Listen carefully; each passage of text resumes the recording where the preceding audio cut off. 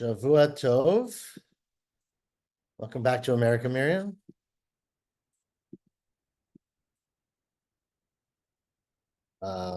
Okay. Can you guys hear? There's a lot of background noise here.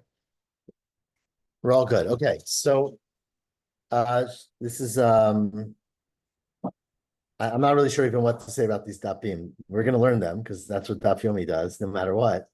But it's a very enigmatic, let's say, set of dapim. Yesterday, today continues. Tomorrow will be more of it, and then we'll get back on Monday. We'll get back to the regular. So today's daf in Masechet Bava Batra in the fourth parak, Hamocheret Asfina. We are in the middle.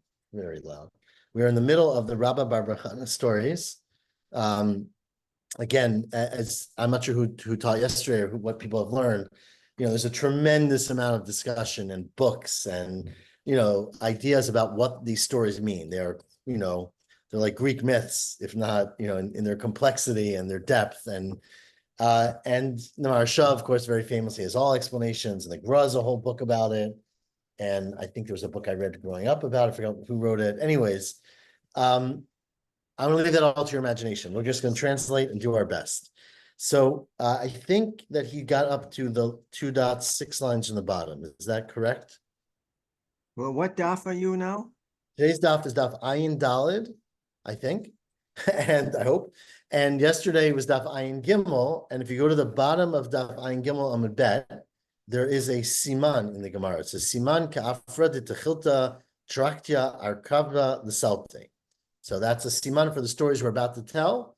So let me start from there, if that's okay. I mean, I'm happy to start above that, but let's start there. Amar Rabba bar bar Chana. And if I miss a word, meaning it's not clear what it means, stop me. I have an English behind me just in case, because there are some hard words here. Says Rabba bar bar Chana, 6 lines from the bottom. You got it, Rosa?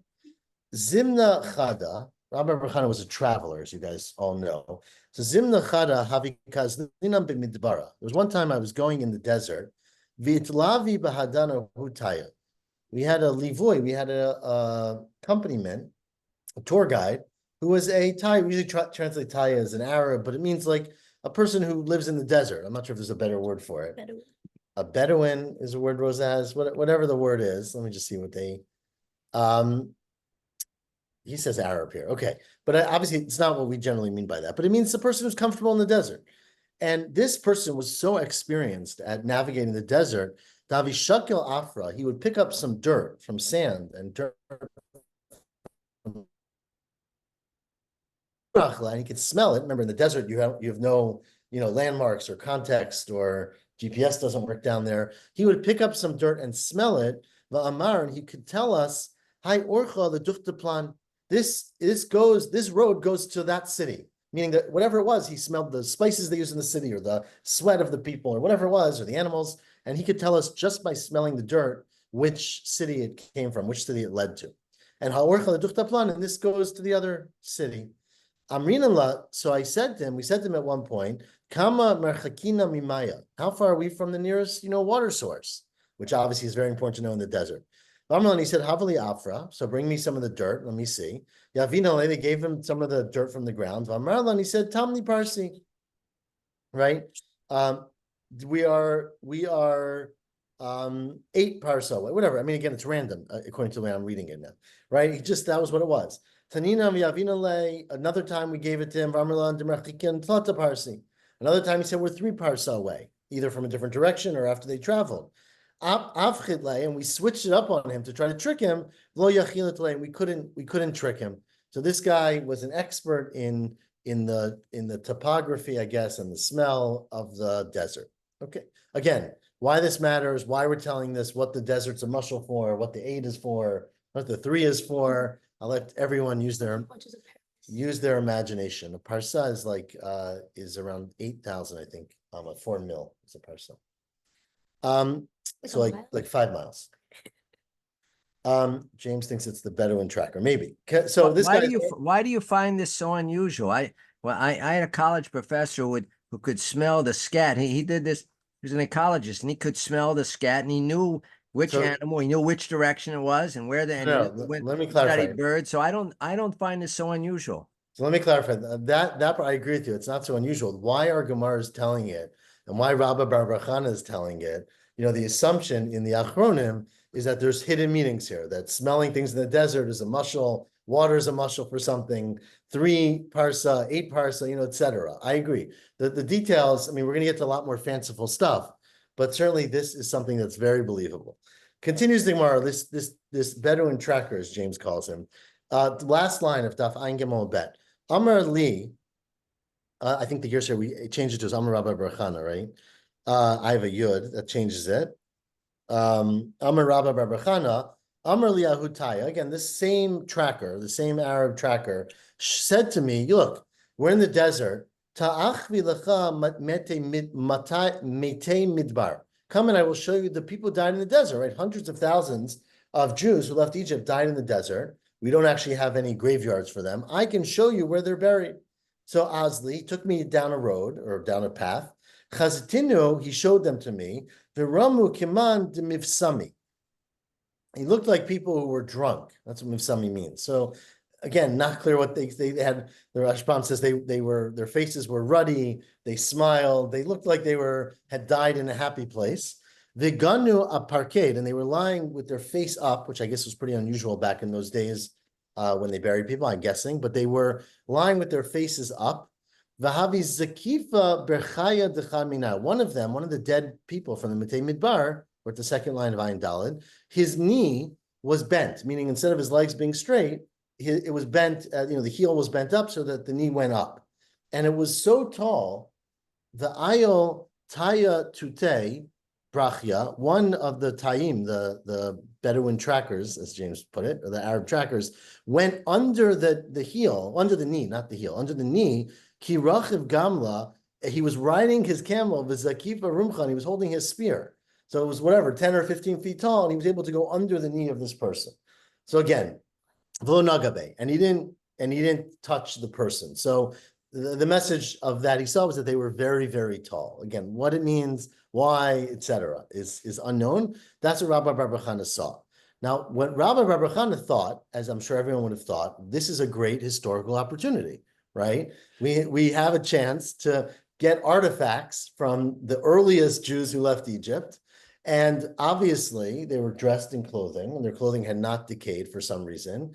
And so there's been a big argument for many generations about how to make tzitzit properly. So Rabbi Bar Chana thought this is a wonderful opportunity. I'll take a piece of the tzitzit, I'll bring it back home, and I'll have, primary sources. So Paski Chada Karna. The Torah says that their clothing never degraded. I'm sorry? Torah says their clothing never degraded. Wait, we missed what you said. The Torah says that their clothing never degraded. It says they didn't degrade when they were alive. That's right. It doesn't say when they died. It says when they were in the desert. Right. And they're still in the desert. Okay, I guess so. But it's also very hot and dry. It's like Qumran, right? Things do stay preserved, presumably. Anyways, so he did that. So Paski Chada Karna to Techelta Dechaminayo. He cut off a corner of the tchelet, of the tzitzit, of one of them to bring back home for proof. But unfortunately, all the cars stopped. V'lo havi mistakilan, they couldn't move. I mean, Rashi Rashbam says all the camels stopped moving. So the guide said to me, maybe someone stole something, right? Dilma shaklit midi minayo, maybe one of you took something. Ahadre, you have to give it back. The gamiri, because we have a tradition, demand shakol midi minayo lo mistagile.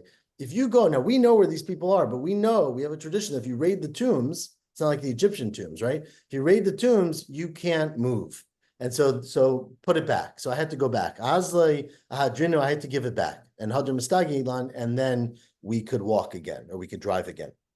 Now, I came back home, of course, Rabbi Bar Chana, and I had to tell everyone this story, right? It was such a great story. So ki atay lekamed Rabbanan, I said the story to the Rabbanan, and Amri, they said to me, you're an idiot. Unfortunately, that's literally what they said. Kol Abba Chamra. Every Abba, now the Rashbam says his name was Rabba Bar Chana, but they called him as sort of a nickname, clearly not a nice one. Abba, you're a donkey, right? You're a chamar. And Kol Bar Chana Sichsa. Every Bar Chana is an idiot, which is literally what it means. Rashbam says Shota, right? Why? I mean, what's the mistake? said the Chachamim to Rabbi Bar Chana, why did you want the piece of the tzitzit? Why did you cut off a piece or take something with you? Lameda, because you wanted to prove. Ike Beit Shammai, Ike Beit Hillel. We're going to discuss in Menachot when we get there. There's an argument between Beit Shammai and Beit Hillel how you make tzitzit. Is it 3 strings doubled or 4 strings doubled? Okay, so you wanted to prove somehow from the Mitei Midbar, we're wearing tzitzit, obviously, which one it is. But I don't. But so why'd you have to take a piece? Why don't you just count? Right? That's the easiest. That's our Rashbam's explanation. Why don't you just count how many strands, how many knots there were? Instead, you come back with no information because you didn't even do it. Now, obviously, his argument would be that no one would trust me. If I showed up and said, I saw, the original tzitzit, it would have been a little hard to believe. But they did not like him for that. Amar le. So anyways, this tour guide, this tracker said to Rabbi Bar Chana, I got more to show you. Ta'ach v'lecha Har Sinai. The Bach changes it from Har because obviously the whole story doesn't have a lot of Hebrew. He says Chura de Sinai, right? The mountain of Har Sinai. So, once we're in the desert, I can show you Har Sinai. So Azli, he went and he showed him a mountain, Chazai, and he saw the Hadrule Akrava. It was surrounded by Akrava is a scorpion, surrounded by scorpions. The Kaima ki Chamri Chivarti. They looked, there's a little unclear what this means. None of this is clear what it means, let's be clear. But they looked like white chamras, like white donkeys. They looked like white donkeys. So some say it means they were as tall as white. Again, obviously, what's a white donkey? What's the symbolism? Very unclear. But this is what Rabbi Bar Chana saw. So he couldn't get closer, right? The scene of Har Sinai was protected, but he heard sound coming from that site. Shamati Batkol. He heard a Batkol. Remember, Batkol is like a symbol from whatever, sound from Shemayim. She'omeret, that was saying, Oy li shenishpati. Woe is to me that I made a shvuah, that I swore. We'll see what the shvuah was. The achshav shenishpati mi mefarli. Now that I've made the shvuah, I wish who would come and allow me out of my shvuah. Be hafara, like we had in Nidarim, who would get me out of my shvuah? And that's what he heard.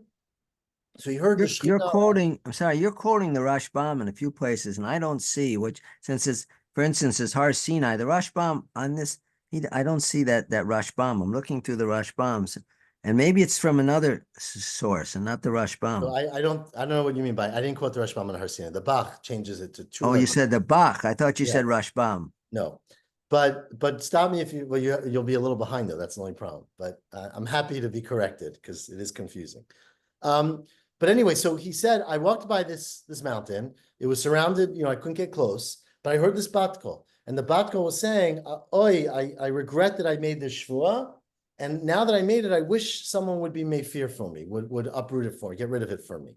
So anyways, that's what he comes to home and he tells the stories, right? Ki atoy l'kamei d'Rabbanan. He comes in front of the Rabbanan, Amri li, and they said to me the same thing. You're an idiot. Kol abba chamra. Everyone, Abba, you are a chamor, you're a donkey, and Kol Bar Bar Chana sichsa, you're a shota, because clearly God was inviting you to say, I absolve you of your shvuah.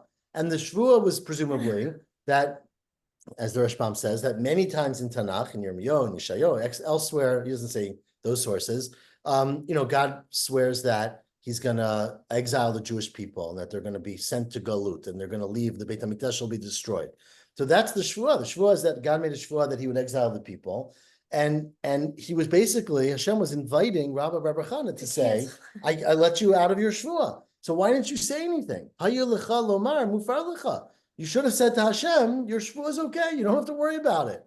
So why didn't you say anything? And therefore, you're a great traveler. All these great things happen to you, but you don't react the right way. Right? That's always what people say to travel. Come back to the story and people tell you you should have done it differently. Either way, says the Gemara, but Rabbi Bar Chana was no fool. Because who's Savar? Rabbi Bar Chana thought, I don't know what shvuah Hashem was talking about, right? You never say to someone who made a shvuah, okay, forget about your shvuah. Maybe it was the shvuah that God made after the Mabul, that I'll never bring another flood on the world, right? And if I said to God, don't worry about your shvuah, the next thing I know, it would have been destroyed the whole world. So Husavar Duma Shvuata de Mabelhu, that maybe Hashem was referring to the shvuah of the Mabel. The Rabbanan would said that's not very plausible because the language God was saying was, I regret my shvuah, right? Imkain oili lamali. Lama. Why would they have said, I regret it? God should be happy about the shvuah of the Mabel. Either way, Rabbi Barachana, like I guess every good traveler said, I'm not going to get involved in history. Right? If you time travel, you shouldn't change anything. Continues the Gemara. But why were you saying that he would be happy? God is happy about his Shavua? I'm confused. God is happy about the Shvuah, not to destroy the world. Yeah, that God presumably likes the world, is happy about the world, and is grateful that God is not allowed, so to speak, or able to destroy the world just because people misbehave. And he's also happy about the Shavua to destroy the Beit HaMikdash? No, he's not. So that's why the Rabbanan said it should be clear from the context that the shvuah was a shvuah that was negative, and therefore you should have said, Hashem, you're forgiven from your shvuah. But Rabbi Barachana's point was, if you don't know what shvuah God's talking about, it's very perilous to start changing. Oh, I mean forgive. I mean to cancel the shavua. That's what you mean. Cancel, correct? Yeah. Forgive. I could mean something else. Okay. Amar Le. Now, furthermore, this Taya, this Arab, this Arab tracker said, Ta'ach milach blu'ei de Korach. Let me show you the ground that's swallowed up Korach v'adato, right? Obviously, you're in the desert. This is the new desert tour, right? Find the dead, so cool. Find Har Sinai, find Korach. So Chazai, so he showed me an area, Trey Giz'i. There were two cracks in the ground, two like chasms in the ground. The Havi Kamafki Kutra. There was a kutra, how do you translate in English? Like a pillar of smoke coming out of the ground. So I saw smoke coming up. Shakal Givava da Amra. I took a piece of wool, so like like a sweater, but it was unfinished wool. The Amshina b'maya. I soaked it in water so that it wouldn't burn up quickly. Uda itsta berosha deruchma. I attached it to the head of a spear, of a long stave. The ayilahatim, and I stuck it into the hole, right, to see what would happen, because it would seem like I wasn't sticking my hand in there. He was smart, right? So I stuck this thing in there. When I took it out, it was singed. It was completely burnt, right? Clearly, it was very, very hot inside that hole. And even though I soaked it in water, which usually prevents it from burning, it was already singed. So Amarli, now the Taya, the Arab guy, said to me, Atzit, listen closely, pay attention. My shamit, what do you hear? You have to pay very close attention because there's probably a lot of hissing coming out of the ground. The shamit, and I heard the Havi Amrin, that there was a sound coming out of the ground saying, Moshe v'torato emet v'hin badaim. That Moshe and his Torah, Moshe's Torah is true, and we, or they, were false. Meaning those who attacked Moshe at Korach v'adato, were false, and Moshe was true, and they sort of admitted the truth in their punishment. So they were in Gehenom, coming out of the ground, and this is where we heard them. Amarli, and this Taya said to me, what happens underground is that there's Gehenom, and it circles around. I don't know exactly what that means, but they're like in, like when you go to the restaurant and thing moves around, that's what it's like. So they're like in a pot, and basically they circle around the world, and every 30 days they come back to this place. I don't know why it's a 30-day cycle. I guess like the month. It's a 30-day cycle, and every day they come back to this place. So if you can't hear them every day. So if you show up at the wrong day, you're not going to hear anything from the ground. But if you show up once every 30 days, you'll hear this people speaking it. Like meat in a dish, like at the restaurant. And this is what they say: that Moshe and his Torah are truthful, and we were false. And that is the acknowledgement of the Adat Korach that they were wrong. Is there other references to Gehenna being hot? I'm not sure. Can you do tshuva? I didn't realize that was a Jewish idea. Yeah, I'm not sure. I mean, I guess I'm very influenced by popular culture, so I always listen to it, but I don't know if it's true. Can you do tshuva from Gehenna? Well, they're dead. That's what you mean. Yeah, but like get out of the hot hole that. Yes, that's a really good question, and it's a good entree. Rose has asked if you could do tshuva from Gehenom, and I would say that in around 200 dapim, we're going to get to the last parak of Masechet Sanhedrin. We'll have a thorough discussion about Gehenom and getting in and out of Gehenom. Okay. Okay, so maybe if Gehenom is part of that. Continues the Gemara There's a now. whole discussion. I heard Rav Shalom Rosner give a whole sermon discussion about this particular Gemara with Korach, and he said he went into great detail about this. Okay. I don't Maybe- remember all this day, but he went into great. Maybe you could send it in the chat so others who have time. I mean, the reality is that there probably are very, very good Pirushim and discussions about each of these Kittaim, right? Each of these sections of the Gemara. No, I mean, I heard him in person, so I don't know where Oh, I would- okay. wherever the Con- chat would. Continues the Gemara though. Amarli said to me one more thing. What's he going to show me? What have we gotten? I could show you where the sky starts. Ta achvilach hecha danashki ara virakia. I want to show you where the land and the sky kiss each other. Flat or circle. Where the end of the earth and the beginning of the sky. So it's very interesting. The Rashbam, it's just so funny to me reading the Rashbam, who lived, 1,000 years after this in Spain, in France, right? Or wherever, Germany, probably Germany. But the Rashbam writes, clearly it doesn't mean the end of the world, because we know that the world is 500, is that what he writes? I forgot which, 500 years long, right? That's how long it takes to get to the end of the world. And Rabbi Bar Chana lived in Israel, which is the center of the world. So it's very unlikely that Rabbi Bar Chana could have gone to the end of the world, right? That's his problem. So what it must mean, says Rashbam, is that it was tall. It was the height. He went to like Mount Everest, where the height of the earth ends and the sky begins. So he was taking him not to the end, but to the top. Either way, he wanted to show him where the earth and the sky come together. And he took me to this place. Again, I don't know why it's in the desert exactly, but he took me to this place. And when I got there, of course, the first thing you do when you arrive in any new place, as any traveler knows, is you put down your dinner and you daven mincha, right? So shakyata l'silatai. I left it sounds like a salad, but it's not. It's my salad, my basket of bread, right? I took my bread basket, which I guess when you're traveling, especially to the top of Mount Everest, you need to have a lot of provisions. And I put it down, anchata atnachta bekafta durakia. I put it down in one of the cubbies in the sky. Again, I guess there were cubbies in the sky. And then I went to daven, adamatzlina. And then after I came back from davening, I went back to the cubby, and guess what? My lunch wasn't there anymore. I went and I couldn't find it. So of course I assume there's pickpockets even in heaven, right? Aminali ikagan v'hacha. There's even robbers here. Amarli, no, my guide said to me, you don't understand that, when you stand on the world, the earth is moving, but you're moved with it. But the heaven's moving and you're not moving with it. So it's a different Gilgal. So while you were davening mincha, the sky moved a little bit and your thing is no longer there. So you got to wait 24 hours till it comes back. So you're going to be tomorrow afternoon, you can get your lunch back, right? Amarli hai galgal durakiyahu dahadar, right? This is the galgal. This is the cycle of the sky that's moving. Natar ad lamachar hacha umishkachla. Wait till tomorrow, 24 hours, come back, and then you'll find it.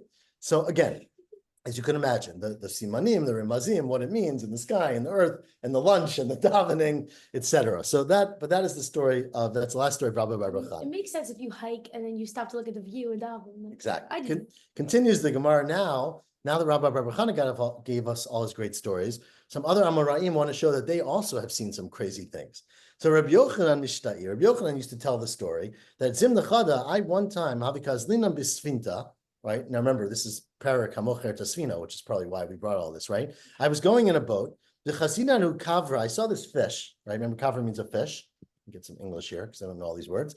The Afke Laresha Miyama, it stuck its head up, right? Like a big whale. It stuck its head up from the sea. The Damyan Einaya Kitre Siara. Its eyes were like two suns or two moons or whatever, two orbs of light, basically. So they're huge, this says moons, but two big things. The Nafutz Maya Mitarte Zime, and it stuck out water from its two gills, right? That went as it spit out water, Kitre Mavri de Sura, like two of the big rivers of Sura. I mean, it was this humongous fish. So Rabbi Yochanan was just showing off that I also saw some great big stuff. Rav Safra Mishtai, and Rav Safra said, I've seen great things too. He's now 10 lines from the bottom. Zim Nechara v'kazlina b'sfinta. Once I was going in a boat, v'chazina and kavra, I saw a fish, the afki l'reisha miyama, it stuck its head out of the water, and interestingly, I got a good picture of this, havi le carne, it had horns. Okay, some fish, I guess, have horns. The chakik now, of course, you can't have horns unless you write something on them, right? So it was carved into the horns, ana ria kala shabiyam. I am the smallest creature in the sea. I say it's self-image issues, right? Anyways, I am the smallest bria in this yam. And just interestingly, Havina Tlatmei Parsi, it was 300 parsa long, so like, 20 miles or whatever. The Azlina Lepuma de Leviathan, it was swimming to the mouth of the Leviathan because this was like the feeder food for the Leviathan. So Leviathan, this monster fish, would chew this thing up, for a snack. Amar Ravashi, says Ravashi, oh, I know that fish. Hahu Iza Diyamahu. That's the goat of the sea, right? And because it has horns, right? De bechisha v'itle karni, because it's bachish, it's something that searches a lot, right? It looks around for food. Rashbam seems to say that it looks with its horn. It basically uses the horn to like dig up the ground to look for things underground, and so it has a horn, and it's the equivalent in the sea to what you would think on the land. Okay. 4 lines on the bottom. Rabbi Yochanan, so I think they changed to Rabbi Yonatan in mine. Rabbi Yonatan Mishtai, Rabbi Yonatan or Rabbi Yochanan said, I also have a good story. I was once riding on a boat. I don't know where they got their boat tours from, right? I was once riding on a boat. The chazina nahi kartalita. I saw this kartalita, which means like a container, like it says the one I'm reading from Safari here. It says a crate, but some basket basically. Dahavi mivaki ba avanim tovot margoliot. It was full with beautiful, precious jewels, margoliot, like margolit, and pearls and jewels and diamonds. So super valuable thing hanging out there in the sea. The hadrila mini de kavri, and it was surrounded by a type of fish, the mikri karsha. They're called karsha, which we translate nowadays as sharks, right? That's again, I don't know if that's what the Gemara meant, but that's what we in Hebrew kashinim are sharks, right? So, anyways, this was this very valuable store of stones that was protected by these sharks. So nachet, right? So we sent turn the page, Bar Amorai Latuye. We sent down a diver. I guess he was very well protected from the sharks to get this container of stones to get the treasure. So they were digging for treasure, right? The Rugish, we're top line of Dafayin Dalet Amabet. The Rugish and the animals, the fish here, he says, became angry. The Rugish is angry. Oboi the Shamte la'atme. They wanted to bite, or Shamte means take off or cut off his thigh. Atme is the thigh, right? So they were going to attack this diver. So Shada Zika, he threw a container of challah, vinegar, v'nachet, and they all ran away. So it's a good thing he was carrying, right? This was his mace, basically. So Nafik Bat, so he was about to get this big chest full of diamonds, right? This treasure chest. Nafik Batla, a Batkol came out and said, don't take this chest. My itzlechu bahadi kartalita. Why are you starting up and going near this container of jewels that really belongs to Debitu Rabbi Chanina ben Dosa? It really belongs to the wife of Rabbi Chanina ben Dosa, Datida, the Shadia Techiltabal Tztiki La'amadati. She ultimately is going to use, again, it's not really clear to me what the Techelet, she's going to put some Techelet in it to use to take jewels maybe and add them to the tzitzit for people in the world to come. This is sort of like, this is already set aside. This is not for you to touch, so stay away from this treasure. Continues the Gemara, 5 lines in the top. Yeah, Rav Yehuda Hindua. Which what's in the treasure then? She's going to take techelet from where? From the treasure, or if she has her own techelet, or presumably she's gonna, not so clear, but presumably she's gonna have her own techelet and use the treasure to make her techelet more beautiful. Maybe add it to the tzitzit, like she'll add jewels on the tzitzit that she sews for them. She's going to add jewels to the tzitzit? Yeah, so they're beautiful. But doesn't that make the tzitzit puzzle? Well, no, it could be on the talit, like the tara that people use. I'm not sure the exact details, to be honest, but something like that. So, anyways, this continues to Gemara Yehuda Hindua, which sounds there's a guy of a Haggah here that says this point. I don't know if everyone has the same gears as me. He quotes a Rashi in Kiddushin that says it's Me'eretz Kushi, which we of course translate Hindu as Indian, right? So again, that's the Rabbi Yehuda Hindava was from some foreign land, and he had some stories to tell also. Of course, right? He was exotic traveler. So he said, Zimna Chada, there was one time, Havi Kazilna Bisafinta, Azlina Bisafinta, we were going in a boat. The Chazina who Eventava, we saw this precious stone, right? That the Havi Hadrale Tanina, there was a tanin, a snake, that was circling, was around, I guess it was encasing this very precious stone, right? So we wanted to get it. I guess it was in the water because it sounds we're on a boat. So the same thing, we sent down a diver to get it. And Ata Tanina, so the snake came to attack him, right? He adds here, the Bach adds the word ragash like we had before, right? The word angry, the snake got angry. And he wanted, the snake was going to swallow up our boat, okay? Again, I guess we stole this thing from him. You can imagine all these tales. We stole the precious stone, the dragon's coming, it's gonna swallow up the boat. Ata pishkansa, but all of a sudden came along a pishkansa. Pishkansa is he translates here as a raven, but it's some kind of bird, and paske the resha, and it cut off the head of the snake, okay? And the snake bled into the water. Maybe it's not really a snake, but some kind of sea creature. It hapichu maya v'havidam, and the water turned into blood. There was so much blood came out of the snake that the water, turned into blood.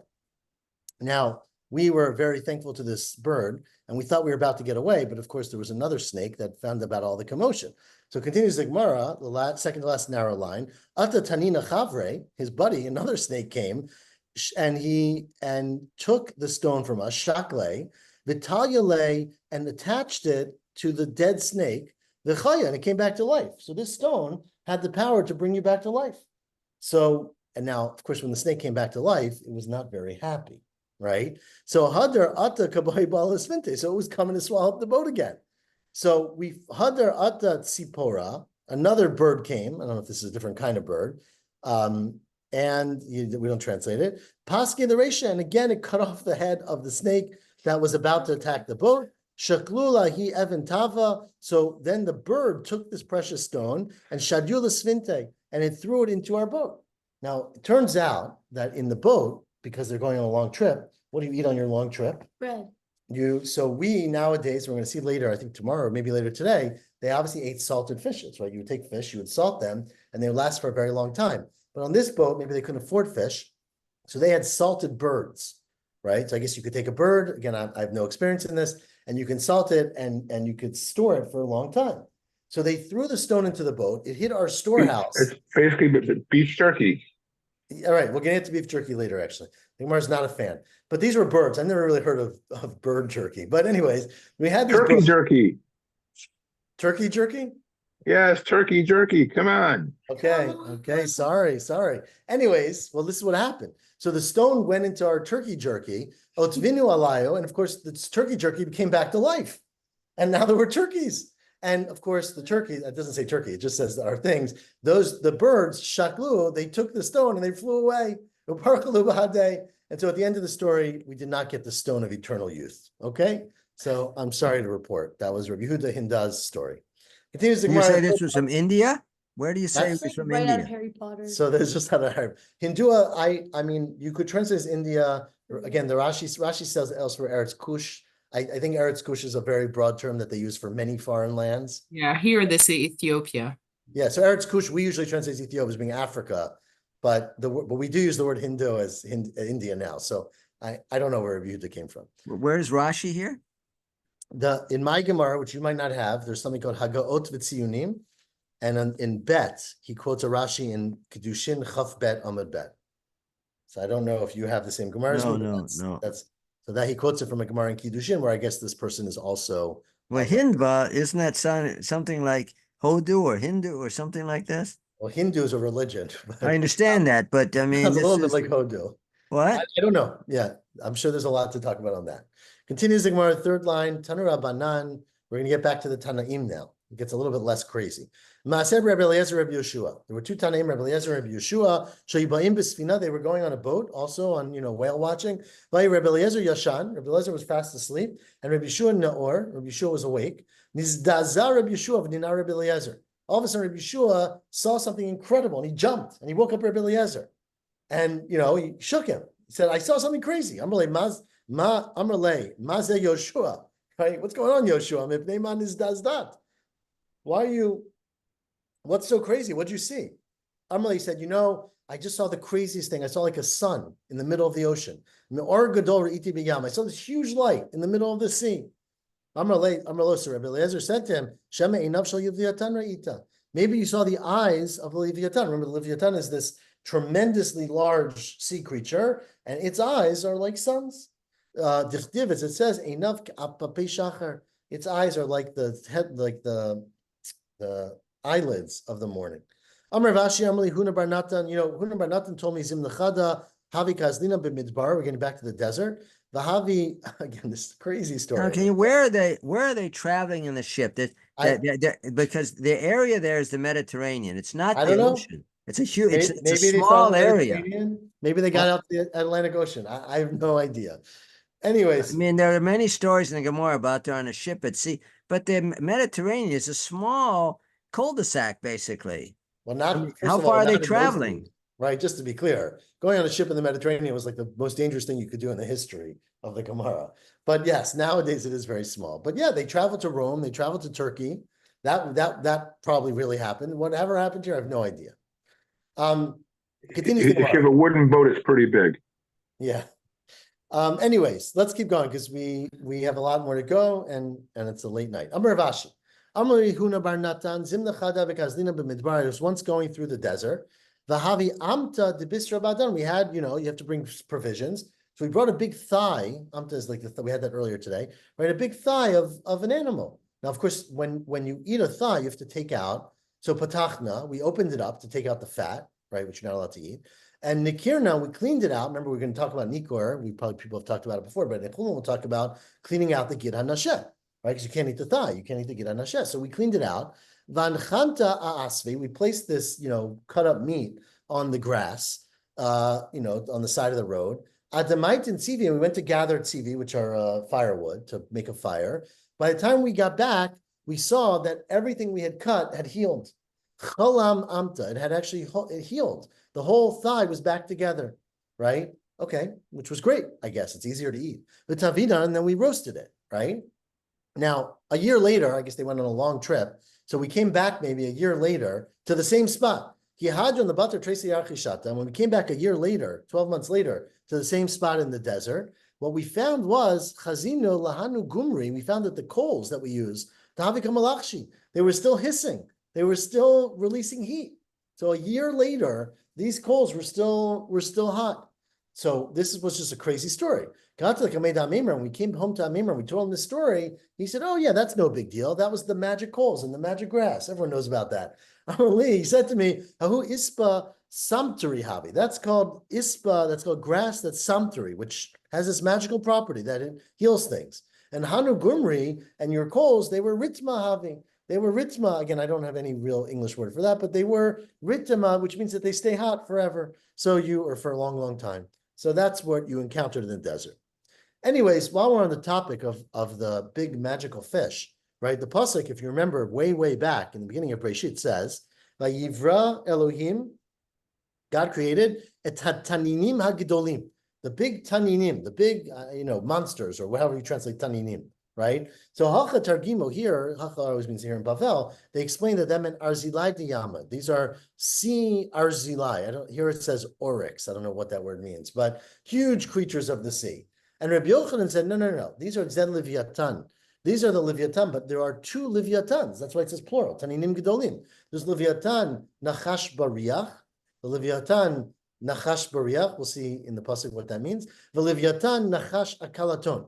One is the Leviathan, that's the male, and one is the Leviathan, that is the female, that is the whatever. La Kalaton literally means crooked, tortuous, goes around the world. Shenemar, because the pasuk says, very weird pasuk in Yeshayahu, and I could quote it here. It says, "Bayomahu ifkod Hashem becharba kasher." On that day, God will attack with God's great sword, v'hagdola v'chazaka. And I'm reading now; it's not in our Gemara, but if you continues the pasuk, al Leviathan nachash bariach. The God will attack these two Leviathan, and kill the big fish that's in the sea. So that's that Taninim Gdolim is that there were in fact two Taninim, not just one Leviathan, but two. Says Rav, Yehuda Marav, continues the Gemara, Amar Yehuda Marav, in fact, everything that God created in the world, Zacharu Nikeva Baram. God always created a counterpart, a male and female counterpart. And af Livyatan, so too it's true that there was a Livyatan Nachash Bariach, which is the male Livyatan snake, the Livyatan Nachash Kalaton, and a female, Zachar Nekeva Baram. They were created male and female. Now, the problem was that had they had a date, right, and had children, the world would have been destroyed because we could not, these creatures are too big to coexist with everybody else. So ilmalei niskakin zelazeh, they come to each other and they slept with each other, and machrivim kolam kulo, it would have destroyed the whole world. So ma'asa kadosh baruch hu. So what did God do? Sireset hazachar. God sterilized the zachar. So the zachar cannot create more livyatans. The harag nikeva, and Hashem killed the nikeva. Sounds about right. But of course, how do you dispose of a Leviathan? So Hashem, speaking about the turkey jerky, right? Hashem salted the Leviathan and put it aside. And one day, and this we've talked about the Sudash of Leviathan, we always talk about with Sukkot, right? The Sudash of Leviathan is going to be all the jerky from this dead fish from thousands of years ago. That's herring. I'm sorry?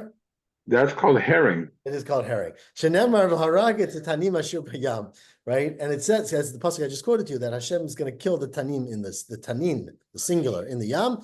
V'af, it says behemot b'harei elef.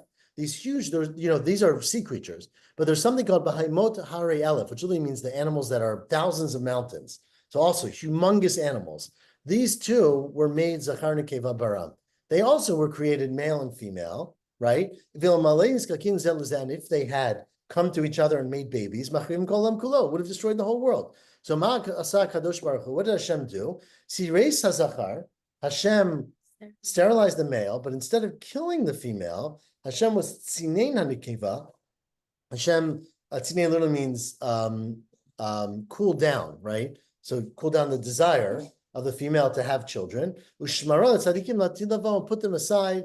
I guess once they die, I don't exactly know how. For tzadikim latid avosh nemar, as it says in the space on the pasuk in Eov, hineina kocho b'matnav, that the strength is in its matnav, in its loins, that means in its genitals. Zezachar, that's referring to the male animal. Ve'ono b'shirei bitno, and the force, ono means force, in the inside of the body, in the betin, in the stomach, that's in the keva. So this is referring to the fact that they cannot, that they're basically all their power is confined inside of them, and they can't use it procreatively. They can't make children.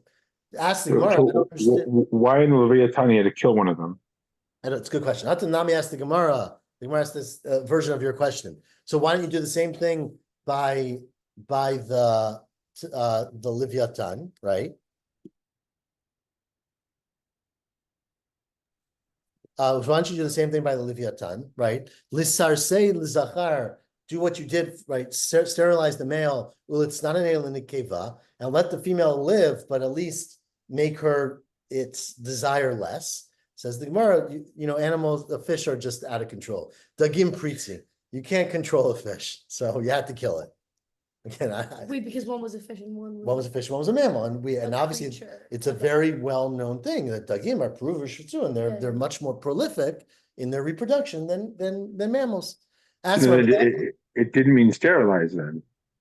Right. So that's a better question, right? If you sterilize the man, what do you have to do about the female? I don't know. Maybe it wasn't enough. Maybe sterilize is not perfect. Why don't we do the opposite, right? Why don't you kill the male and make herring and cool down the female? Says some say it's because Nikiva Malicha Mali, right? Of course, herring from female fish tastes much better than herring from male fish. Right, I mean everybody knows. Or it's because the pasuk says kivan dichtiv, as we know, we quote this obviously in Barchi Nafshi, right? Leviathan ze yatzarta the sachekbo. I created Leviathan to play with, and that's it sounds the statement of playing with the male sounds different sexually than playing with the female. And it wouldn't be orachara, it wouldn't be derech eretz to use that language with the female. And ask the Gemara the final question in this retzef of stories. So why did Hashem not kill the female animal and make it into beef jerky, right? Ask the Gemara, Hachanami limlecha l'nikeva, right? Why didn't Hashem turn the nikeva into jerky? The answer is the Gemara, what we said before, kavra malicha mali, that fish make very good herring. Bisra malicha lo mali, meat is not as good to salt meat, which again, not everyone agrees, but I guess, but the Gemara thought that it's much better to have herring than to have beef jerky. I think we could all get around that idea. You said Anyway, he leaves the male alive, but we said earlier he killed the male. No, killed the female. Killed the female, not the male. Oh, okay, killed him, and he didn't kill him. Okay. Right. Anyways, continues the Gemara. We're gonna do a few more lines, okay? Everyone's got some more attention? Because tomorrow's another long daf, and I'm on call, so we're gonna have to go fast. Says the Gemara, Rabbi Yehuda Merav, we are around 15 lines from the bottom, first one on the line. Said Rabbi Yehuda Merav, B'shash b'getz HaKadosh Baruch Hu l'vroto olam. When Hashem wanted to create the world, Amar lo l'saro shel yam. Hashem said to the, I don't know how you translate saro, the one in charge of the sea, right? The minister. Poseidon Okay. question mark? Poseidon question. The patron angel. Okay, the patron angel of the sea. Petach picha b'la kol meimot sheba'olam. Look, we've got to make some dry land here. So open your mouth and swallow up all the waters, all the rivers of the world, or at least have them all come drain into you, and then we'll have dry land, right? Amar lefanav.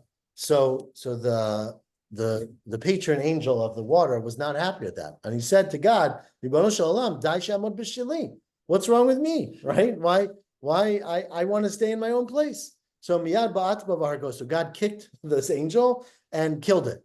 Shenemar, again, whether angel is the right word, but kicked it and killed it. Shenemar, and based on a pasuk in Iyov, which says b'kocho ragah hayam, with Hashem's force, he stirred up the sea. Ubetfunato, and with his wisdom and his planning, machatz rahav. He struck Rahav.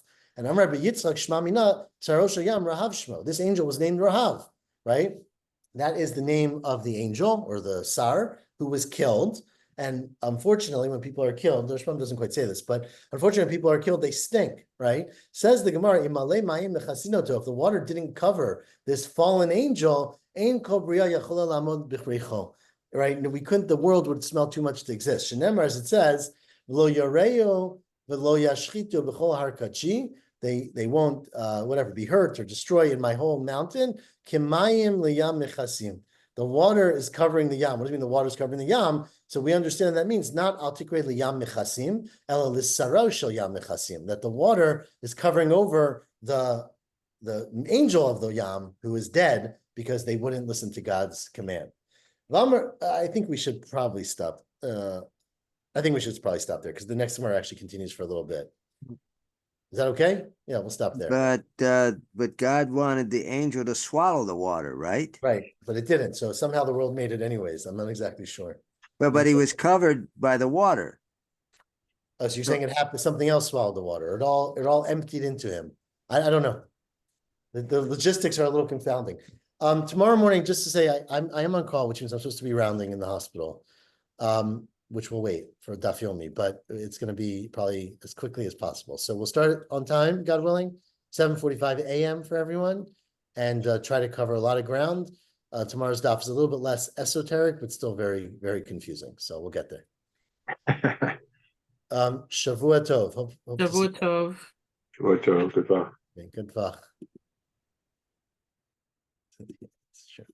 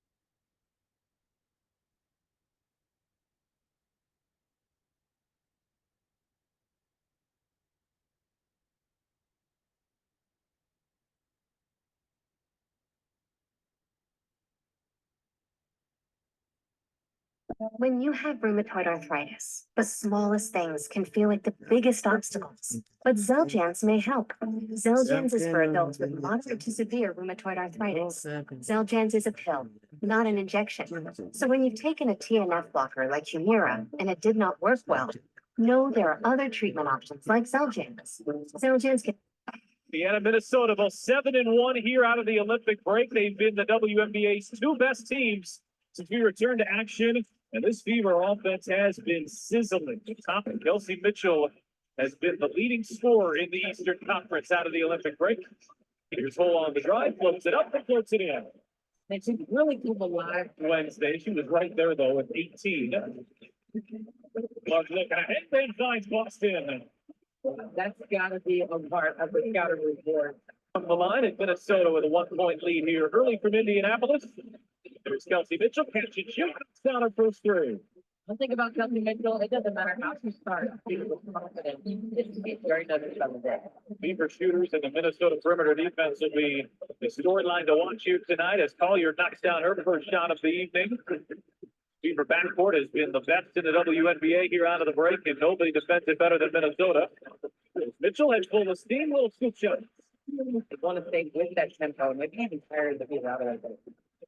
They're working on Natisha Heidemann, who's just checked in. She's a good defender, too. It was not easy, but got it to go. Minnesota shooting just 29% here in the first quarter. Clark looking aggressive. Clark launches and hits a three. And here's Clark off to the races. The 2-on-1. She'll bounce for Mitchell. Mitchell got it to go and a foul. One way to do it. Heidemann, the hesitation, goes behind the back to Collier. Pass and Lassini, it's down a three. It's a great shot there. I mean, And Lassini, 2 for 2 from out there. it's so important when you have those breaks, whether that's timeout, in between quarters, in between half, to come out with the exact same energy. And especially that's one way to do it on that defensive end. And really just make it extremely difficult for not just Clark, but all Fever players to score. Heidemann attacking Clark and rolls it in. Shooter's touch. Stu Pro out of Marquette's. It's second rounder who's really found a spot in the WNBA. It's Clark just weaving her way inside through traffic and got it to go. It's becoming quite the transition place. I mean, not only with their passing, but also with their scoring. They're showing off that depth here so far. Wheeler just blows by Collier and lays it in. Yeah, you got to come with it any time of the day, all hours.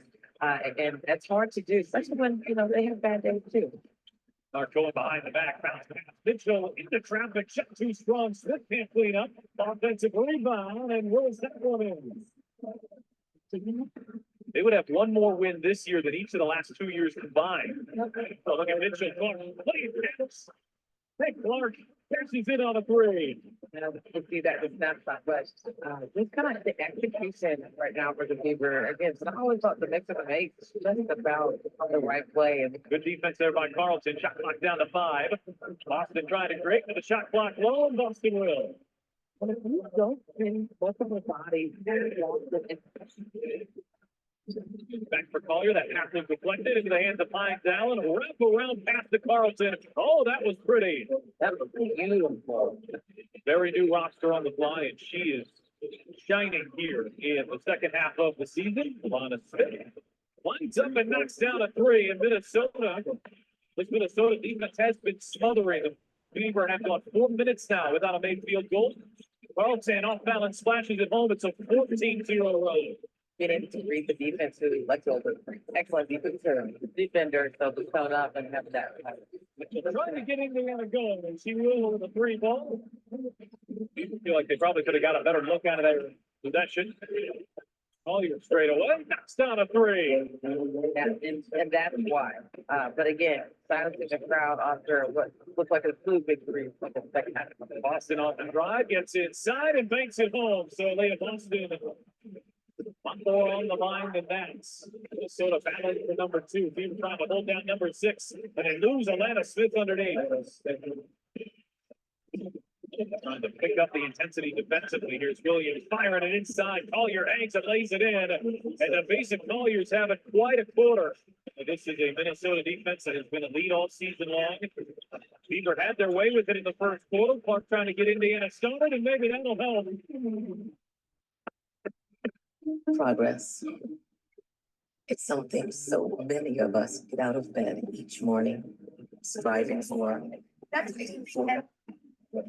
Clark driving on Carlton. Clark hangs, and Visa Collier sends her back. Collier with the late help. Minnesota with numbers, extra pass. Williams shot makes the three, pulls up and connects. Collier into a double team, kick back out. Heidemann shot makes the three. Heidemann gets inside. Look at the ball movement here from the Lynx, and Hines Allen cashes in. Boston seeing two. That help comes late. Really good defensive sequence there for Minnesota. Mitchell on the drive, the floater, and she gets it to go. Gotta be able to capitalize. And starting with your DA, holding, they can make it. But high low for Minnesota, it's been lethal. Bad late, and the Lynx are able to. Oh, floater three, knocks it down. And every day, the break, like the ball has been out. Clark, Mitchell, wide open. Another three more for Chelsea Mitchell.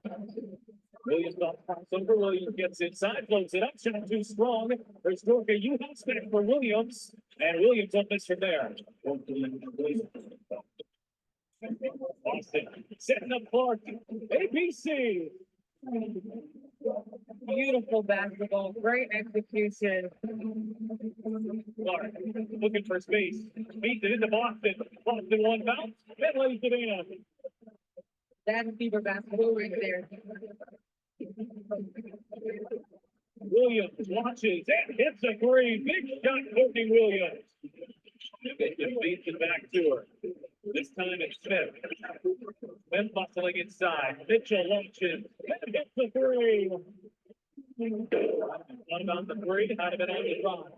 Into the corner. Carlton launches and hits a triple. Big shot after big shot tonight here from Indianapolis. All WNBA first team candidates have shown out here tonight. Smith extra pass. Carlton. Big shot, Bridges. Smith can't hit the three. Look at Carlton making another impact play. And Williams dialing up a triple. Samuelson pulls down the rebound. Nice job by Heidemann to evade it. Clark back for Samuelson. It's a three. Why not to give up one? Need to stop badly here. Minnesota with a 5-point lead. Heidemann driving on Samuelson. Gets fired, draws the foul. And Minnesota has turned it on when it's mattered here. In that third quarter, and the debate pay bucket after bucket. Carlton started all of this, and she's trying to end it.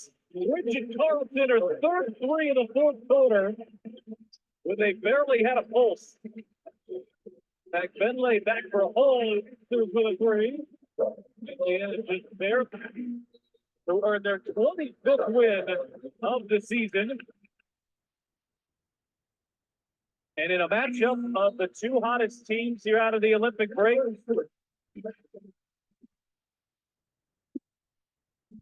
Hold on, it's only a kick, a little hard work. Kelsey Mitchell has been the leading scorer in the Eastern Conference out of the Olympic break. Here's Hole on the drive, floats it up and floats it in. Makes it really come alive. Offensive possession.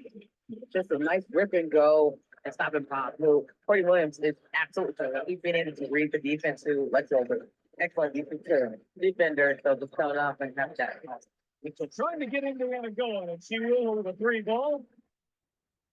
Indiana, Minnesota, both 7-1 here out of the Olympic break. They've been the WNBA's two best teams since we returned to action. And this Fever offense has been. Yeah, I think they're definitely outlined. I thought it was frustrating. I thought I got caught a couple times in the second half on mid-range jump shots. And I mean, what happens, sometimes they get called, sometimes they don't. It is what it is. I think I settled a little bit too much for mid-range jump shots, but like I said, I felt like I bumped a little bit, and I was honestly trying to shot hit them to get them to foul me. But I mean, I think I could have been a little bit better about controlling my emotions, but I think it just started bad for us and it continued to snowball, and that's something we have to control a little bit better. Not only like did we not execute on the offensive end in the third quarter, but I thought they destroyed us offensively.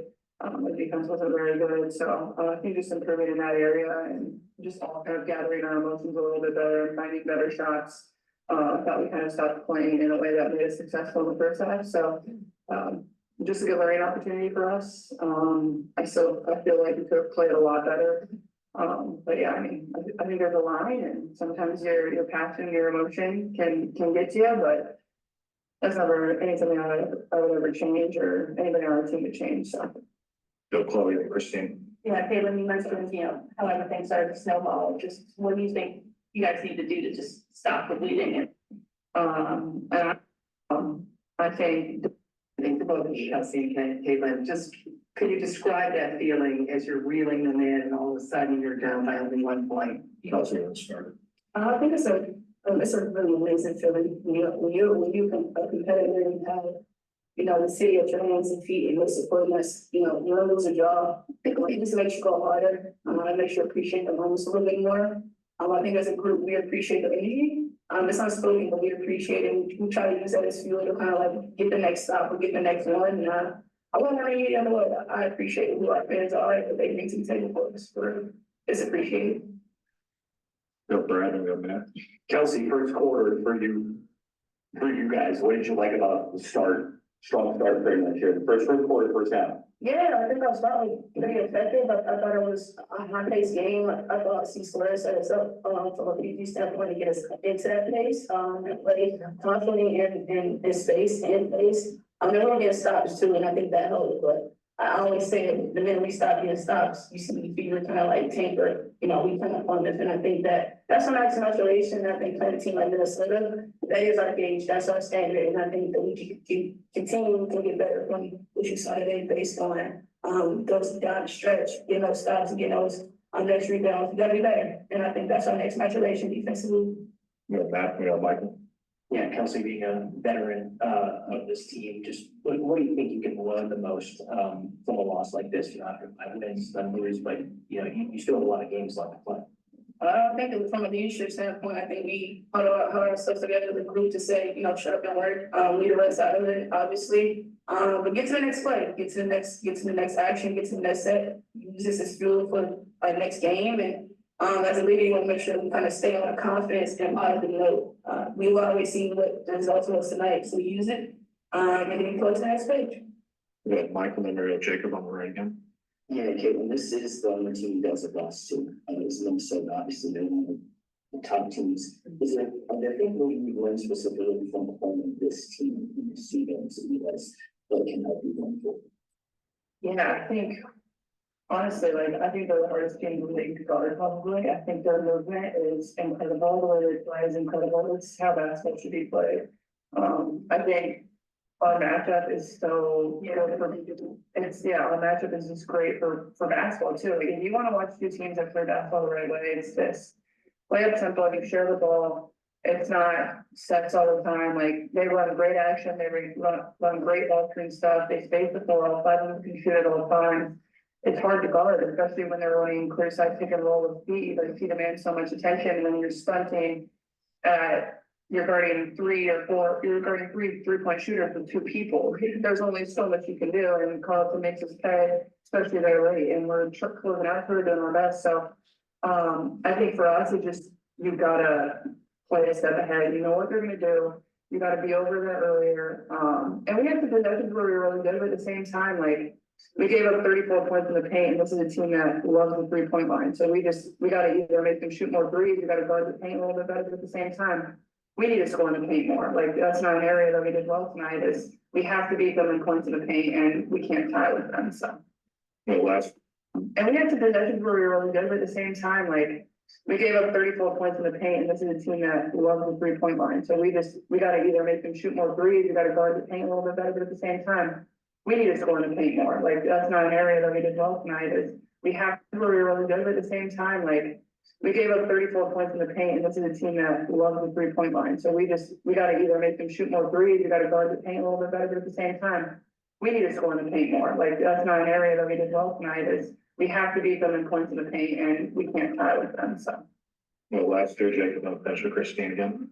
Kelsey, you just mentioned you guys needing to take another step. Do you, I mean, Minnesota's one of the top teams, maybe a playoff matchup for you guys. Do you kind of view this as all as like a measuring stick or maybe a level you guys need to get to now?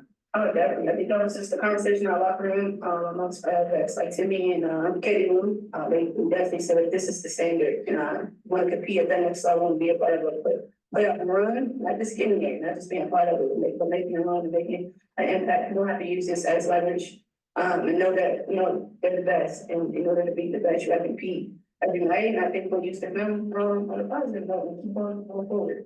Christine, last one. Hey, Caitlin, so the third quarter, as you were describing, you know, it's intense and you went to the bench for a couple of minutes. What are you doing mentally there to either calm down or get yourself back, you know, fired up to then have the fourth quarter that you had?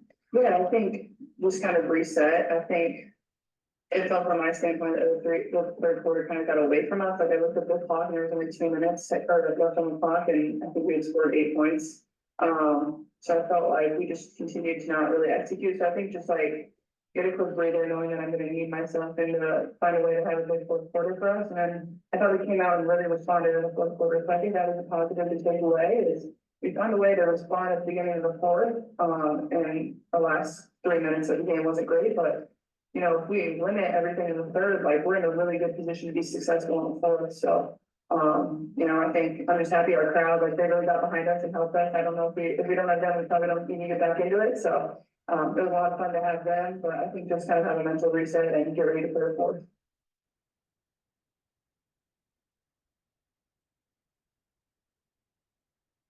Wednesday, she was right there though with 18. Was looking ahead, then finds Boston. Yeah, that's gotta be a part of the scouting rewards. Minnesota shooting just 29% here in the first quarter. Clark looking aggressive. Clark launches and hits a three. Perimeter, but never daunted.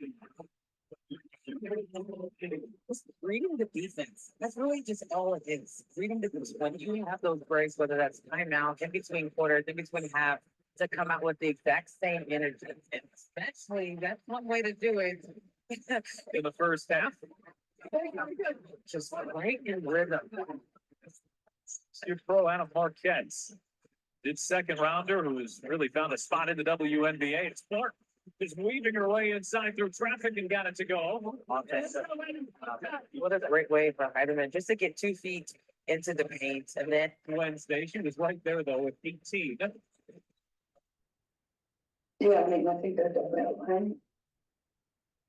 Indiana, Minnesota, both 7-1 here up. Came out in the third quarter and they got in our ass, and when they did, we didn't handle it very well. And then we let the officials rattle us as well, and that's growing and understanding. Like, if you just give a team like that a little bit, they'll take advantage of you, and that's what we did. But defensively, we've just been much better since the break. And I mean, we gave up 80 points in 3 quarters. I mean, you don't give yourself a chance. And a lot of it, we just were watching a few clips. A lot of it was us. We weren't where we were supposed to be. It just come down, execute, get Standard now, coming up against a team like Minnesota. Is that one of the takeaways for you, that, you know, if this is going to be a team you're going to play, that this is almost a higher standard now?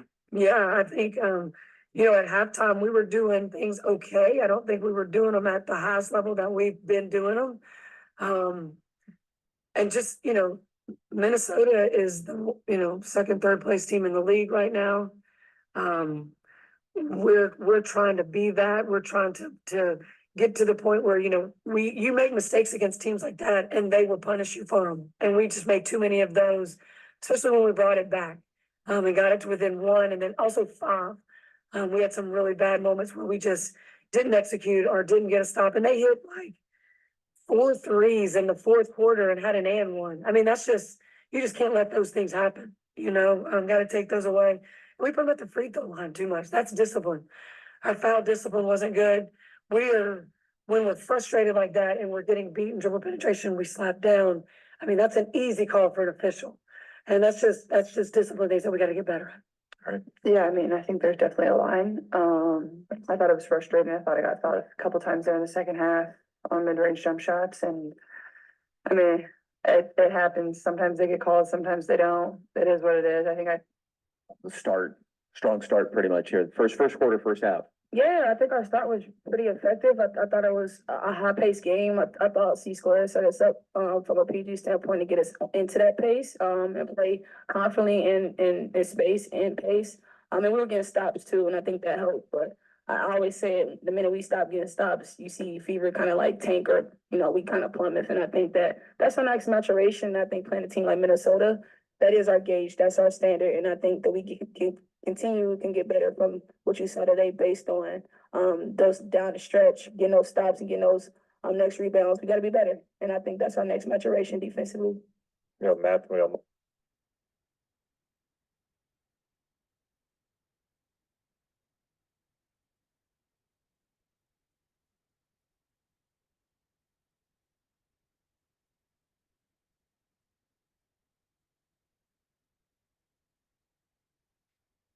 Good length on the perimeter on Caleb. That is a tough pass. And somehow she got it in. Man, the pass. This is now a Lexi Hall fan account. Caitlin Clark joked after Hull's Came out in the third quarter and Indiana, Minnesota.